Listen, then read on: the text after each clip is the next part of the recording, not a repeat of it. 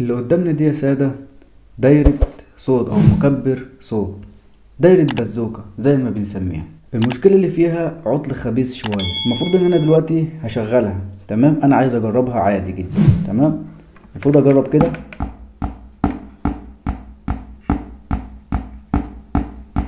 طبعا أنت سمعت الصوت اللي خارج من الدبدبة بتاعة الصوت، تمام؟ المفروض في الحالة اللي زي كده لما بنشغلها الطبيعي ان هي اللمبة بتنور وتفتح والكلام ده كله، ولكن مفيش اي حاجة من الكلام ده كله. طبعا الخطوة اللي بعد كده، يعني احنا دلوقتي هنبدأ نشتغل، تمام؟ هنفك القطعة من المكان نفسه اللي هي راكبة عليه، تمام؟ وليكن مثلا زي كده. كويس. بنعمل ايه؟ بنبدأ بعد كده نفحص فحص ايه خارجي، يعني مثلا اللي هو ايه، اشوف في كسر، مثلا في كسر، في لحام مش ملحوم، في لحام مش ماسك مكانه مثلا، تمام؟ في مكثف ضارب، في مقاومة متفحمة، حاجة نشوفها بعيننا، يعني الكلام ده كله حاجة من اللي ممكن نشوفه بعيننا، تمام؟ مفيش اي حاجة من الكلام ده كله. طيب نشوف ايسهات الصوت عليها اي علامة تفحم، يعني مثلا ضربة في اي حاجة تدل على ان في حاجة بايظة كده بالمنظر او بالشكل. لا مفيش خالص، ولا مقاومة ولا مكثف ولا حاجة من الحاجة. حتى ايسهات الصوت تشوفهم بحيث ان هم لسه جداد برضو مفهومش اي حاجة. طيب احنا نعمل ايه في الحالة اللي زي كده؟ يعني نوصل للعطل ازاي؟ لو هتقولي مثلا الكهرباء مش واصلة، اقولك امال صوت الدبدبة دي خارج منين؟ مثلا يعني صوت الدبدبة اللي في السماعة او في الصوت ده نتيجة ايه؟ معنى كده ان في كهرباء. هنا في سؤالين هسألهم لك رجاء يعني تجاوبني عليهم بكل صراحة. السؤال الاول، انا عايزك من دلوقتي لغاية ما اقولك العطل فين ونعمله مع بعض، تفكر وتجمع مع نفسك وتقترح ايا كان، تقترح عنصر، تقترح حاجة من الحاجات اللي موجودة في الدايرة مع نفسك قبل ما تعرف مني، وتقول العطل كذا، وتيجي بكل صراحة وتكتبه في كومنت وتقول اقتراحك ايه. قول اللي عندك، يعني قول انا اقترحت مثلا العيب في كذا، العيب في كذا، واكتبها حتى لو عرفت العيب فين. السؤال التاني، تحب تختار حاجة من الاتنين؟ تحب كده دلوقتي اخلي الفيديو ما يكملش دقيقتين تلاتة اربعة بالكتير قوي، او دقيقتين كمان، افك العنصر التالف من الدايرة، هقول لك ايه ده عطل كذا، يبقى نشيل كذا ونركب كذا وخلاص؟ ولا تحب نمشي على المقولة لا تعطيني سمكة ولكن علمني كيف اصطاد؟ يعني اعرفك ازاي انا عرفت اوصل للعطل، او اتابع مسار العطل واحدة واحدة. دول سؤالين وياريت تجاوبني عليهم لو تكرمت. علشان ما اطولش عليكم اكتر من كده، انا اسف على الاطالة، هنبدأ شرح الفيديو على طول. يلا بينا. بسم الله الرحمن الرحيم، والصلاة والسلام على سيدنا محمد عليه افضل الصلاة والسلام. اهلا بكم في حلقة جديدة من تعليم صيانة الالكترونيات. يلا بينا نبدأ شرح الفيديو. اول حاجة معانا دلوقتي الدايرة اهي. بكل بساطة انا اول ما ركبت الكابل بتاع الكهرباء اصبح موجود معايا الصوت ده، سامعينه؟ سامعين؟ طيب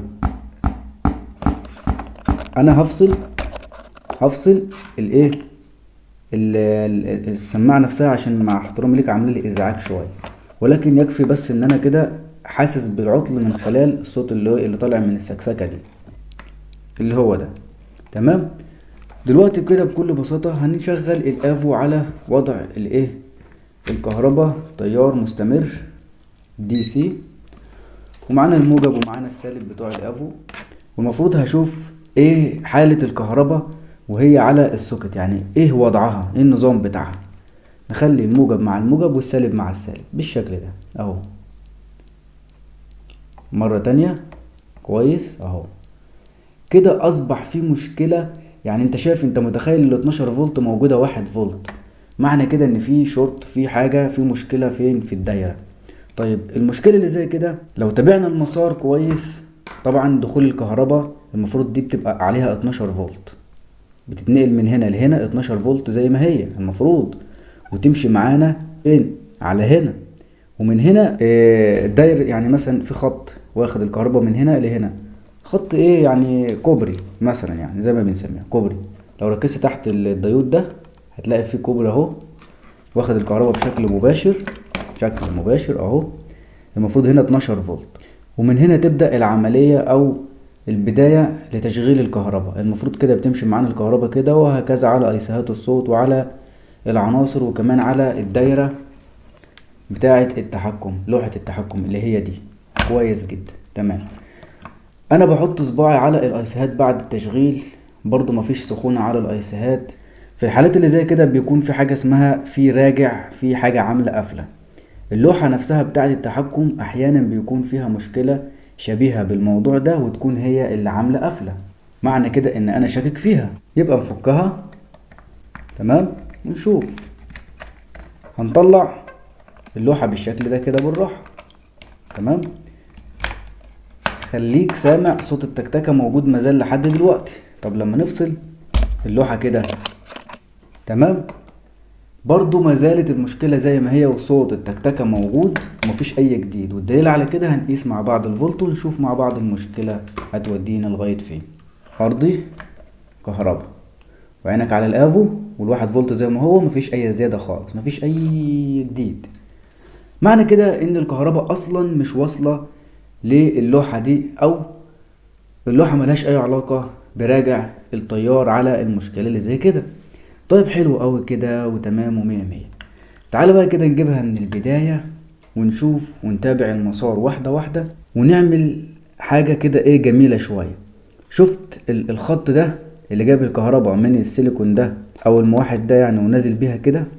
احنا بقى بنيجي على الطرف ده ونعمل ان احنا نفصل الطرف ده عن الطرف ده، علشان نعرف هل الكهرباء موجودة هنا ولا لا. طب في الحالة دي بنسبة 100% لو عملنا كده الكهرباء هتبقى موجودة هنا، لان انا واثق من الادابتور اللي معايا والسوكت، وكمان السيليكون اللي هنا او الموحد اللي هنا. لما نيجي نقيسه مع بعض كده، طبعا نفصل الكهرباء، نجيب الافو على وضع الجرس، وهنعمل كده. طالما مفيش شورت، مفيش قفلة على السيليكون اللي بيبقى جوه ده اهو، الموحد ده تمام.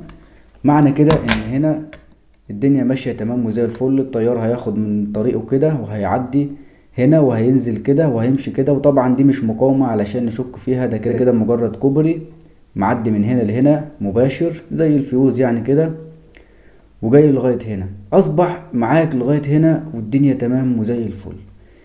لو ركزت معايا هنا في حاجة، لما نقلب البوردة كده ونبص عليها هتلاقيها ايه؟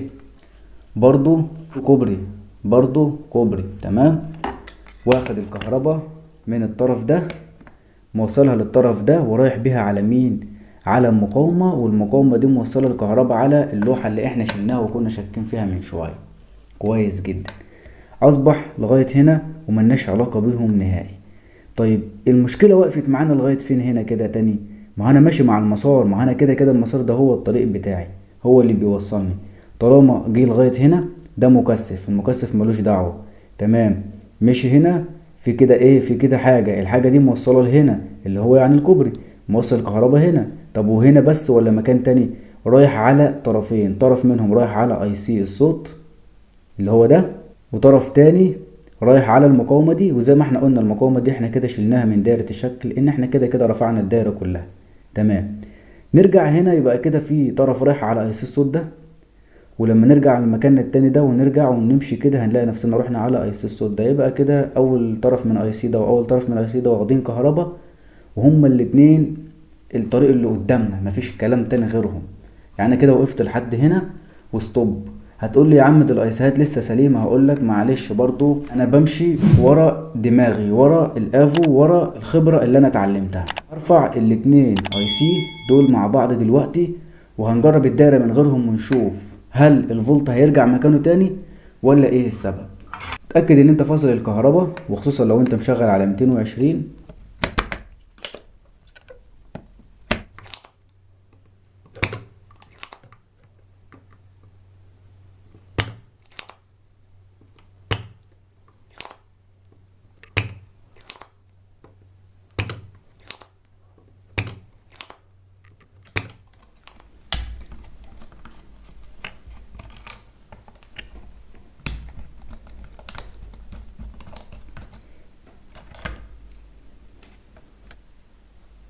طبعا الاي سيين اهو، نرفع اول واحد والتاني.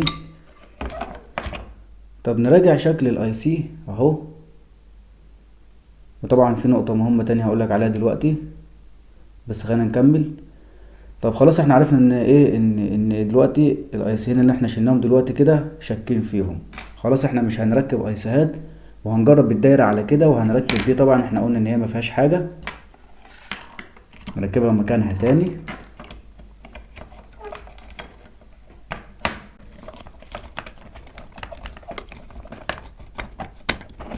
احنا ركبنا الدايرة كده.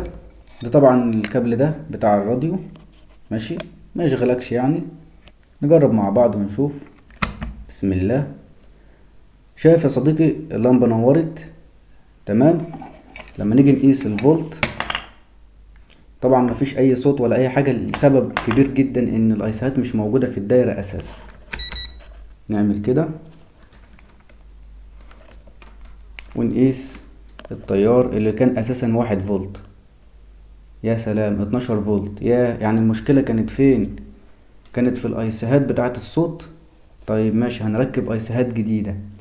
رقمها الايسيهات القديمة هتلاقي الاتنين نفس الرقم، مفيش اي سي واي سي، هما الاتنين راكبين مع بعض في الدايرة دي بيبقوا الاتنين نفس الرقم. مكتوب هنا كام؟ 203. طبعا باختصار شديد هنركب، عشان ما ادخلكش في متاهات يعني، هنركب الاي سي ده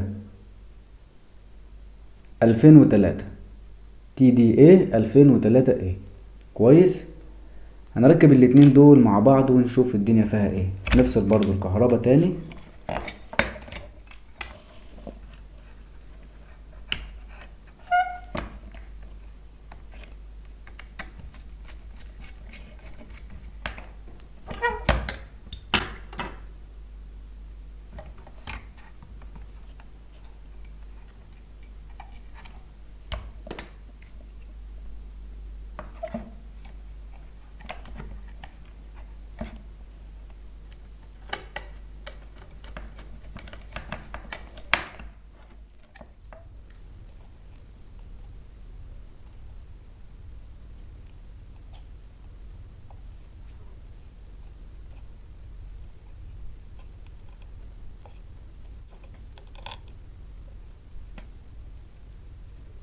طيب انا كده ركبت الايسيهين كله تمام.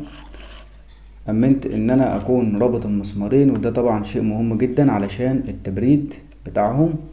ما تسيبهمش كده يعني، لازم ان يكون فيه التبريد بتاعهم ويكونوا راكبين فيه كويس. خلاص كده كل اللحامات تمام، مفيش لحام رابط على اللحام تمام، مفيش اي حاجة من الحاجات دي كلها. هنسمي الله ونركب طبعا السماعة.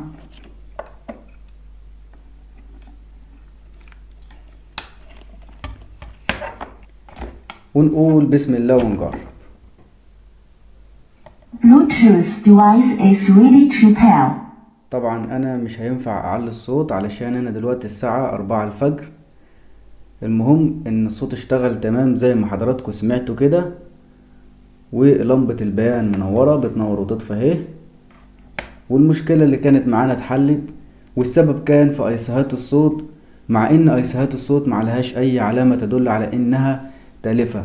والغريب ان المشكلة ما كانتش مشكلة صوت، يعني مثلا ما كانش المشكلة في ان الصوت مش موجود واحنا هنغير الايسهات، لا ده الصوت ولا باور ولا اي حاجة. ممكن حد تاني كان يفكر في مشكلة في مقاومة في مكثف ويحتار ويغلب، وبعد كده ما يخطرش على باله ان المشكلة كانت في الايسهات. هي شغلانتنا كده، محتاجة منك تركيز، وانك تفهم الدايرة بتشتغل ازاي قبل ما تعرف ايه العنصر التالف فيها. لانك لو عرفت ببساطة هي بتشتغل ازاي ومبنية على ايه، يبقى كده سهل جدا انك هتعرف تحدد العنصر او المكون التالف وتقوم بتغييره. بس هي دي كل الحكاية، والموضوع بسيط جدا مش صعب يعني ولا حاجة. انا مستني الاجابة بتاعتك في التعليقات ونشوف الاراء مع بعض. وبكده اكون وصلت لنهاية الفيديو. اتمنى تعمل لايك للفيديو وتعمل اشتراك في القناة وتفعل زر الجرس. السلام عليكم ورحمة الله تعالى وبركاته.